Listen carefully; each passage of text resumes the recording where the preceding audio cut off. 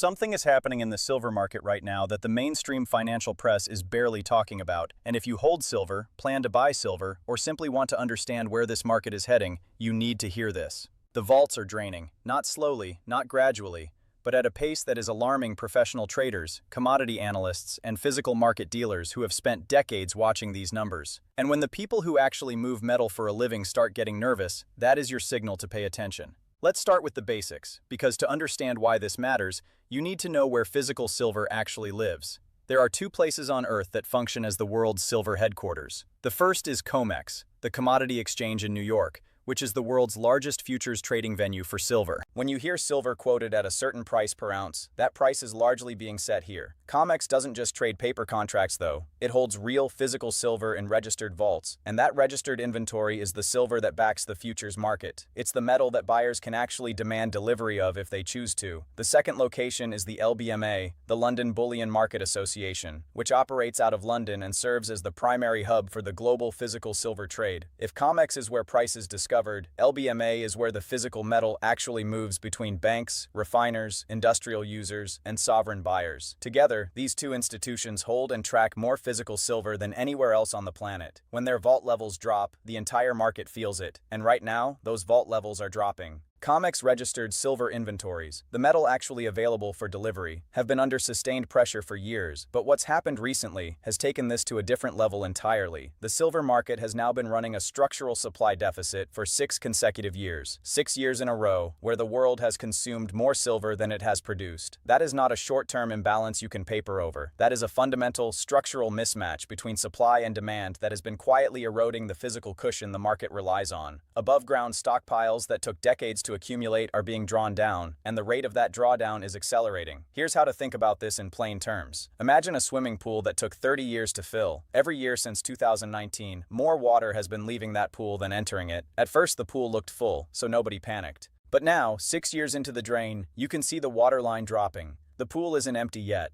But the question every serious market participant is now asking is, how long before it is? And what happens to the price of water when scarcity becomes undeniable? One of the clearest warning signals came from the silver lease rate market, which most retail investors have never heard of, but which professionals watch very closely. A lease rate is essentially the interest rate a borrower pays to rent physical silver from a holder, usually a bank or a central institution, for a period of time. In normal, healthy markets, silver lease rates are low and stable. They tick along at modest levels because there's enough physical metal around that lending it out is easy and unremarkable. But earlier this year, silver lease rates spiked to more than 30 times their normal levels. 30 times. That is not a blip.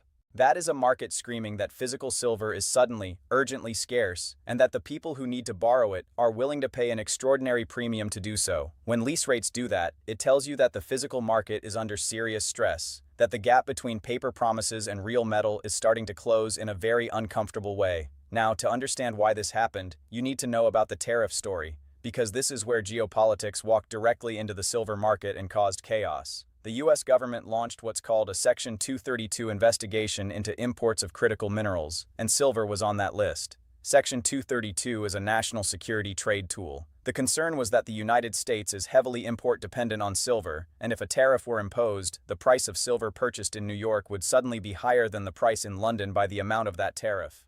That gap is what traders call basis risk, the risk that two prices that should move together start diverging because of a policy intervention. Smart money doesn't wait for that to happen. Smart money hedges in advance. And so what you saw was an enormous coordinated movement of physical silver from London, the physical hub, to New York, the futures hub, as traders rushed to get metal inside the United States before any tariff could be applied. Hundreds of millions of ounces began moving across the Atlantic. COMEX registered inventories swelled temporarily as metal poured in from London. But here's the catch. That metal had to come from somewhere. It came from LBMA vaults. And as London's physical liquidity drained away, the market that the entire world relies on to buy and sell actual silver suddenly became dangerously thin. Lease rates exploded. Delivery timelines stretched. The physical market, which is supposed to be deep and liquid, started behaving like a squeezed market, and that is genuinely alarming to anyone who understands what that means for price stability. The Section 232 report ultimately decided against imposing broad tariffs immediately, choosing instead to engage with allies over a 180-day negotiation window. But the optionality remains. The threat hasn't gone away, and the metal that was shipped to New York is still sitting in American vaults, still absent from London,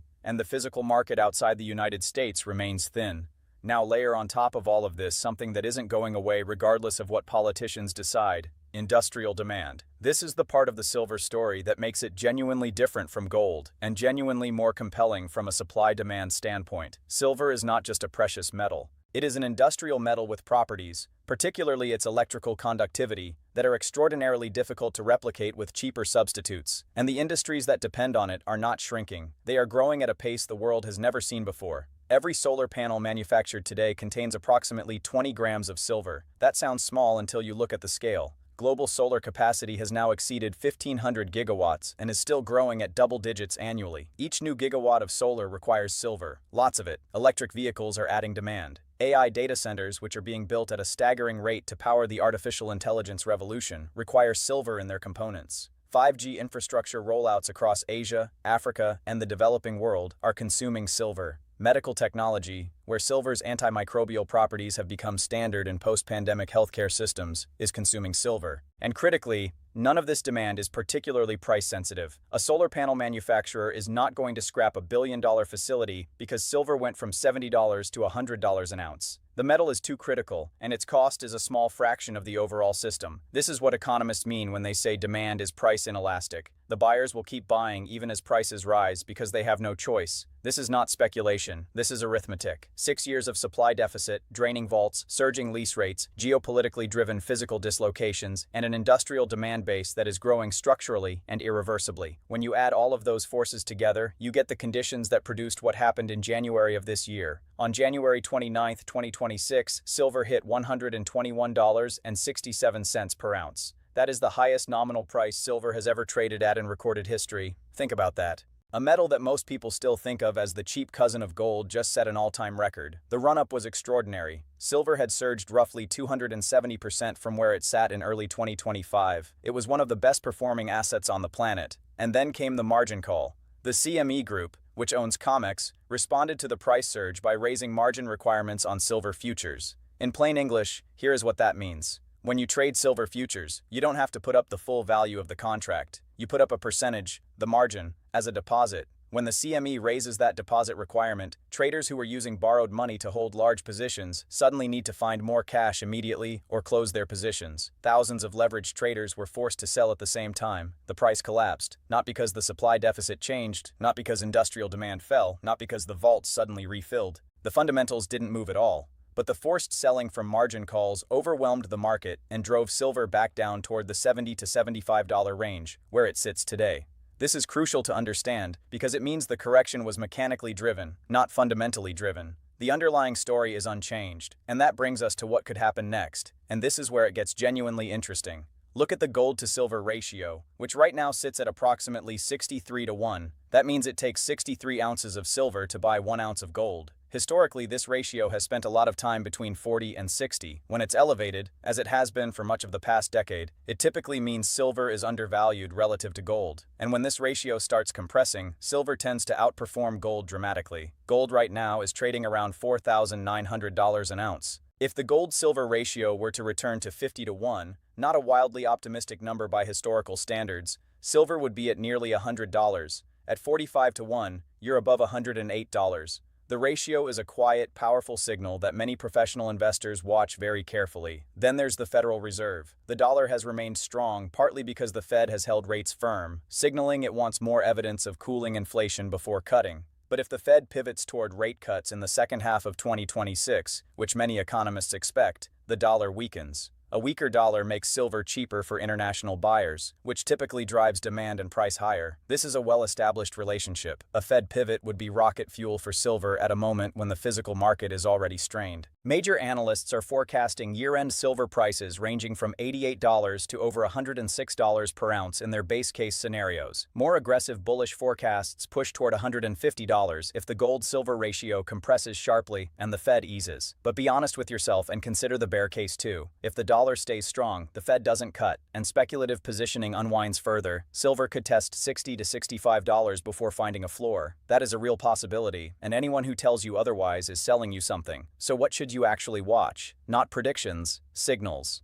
watch the COMEX registered silver inventory numbers, which are published weekly. If those numbers start declining sharply again, it means physical demand is outpacing supply in the US market. Watch LBMA vault data releases for signs that London's physical liquidity is tightening again. Watch the gold-to-silver ratio. If it starts moving below 60, silver is likely beginning to outperform. Watch Federal Reserve meeting outcomes and the language that follows them. And watch for any new tariff announcements on critical minerals, because another Section 232 escalation would immediately revive the arbitrage trade that strained the physical market earlier this year. The silver market is at one of the most structurally interesting moments in decades. The vaults are draining. The deficit is real. The industrial demand is not going away. And the price, despite its extraordinary run, may still be telling an incomplete story about what the fundamentals actually say silver is worth. There's an old saying in commodity markets: the cure for low prices is low prices, and the cure for high prices is high prices. But what happens when you have a structural deficit 6 years deep, industries that cannot substitute away from your metal, and vaults that are running thin? That is not a question the market has fully answered yet. And the answer, when it comes, will not be quiet.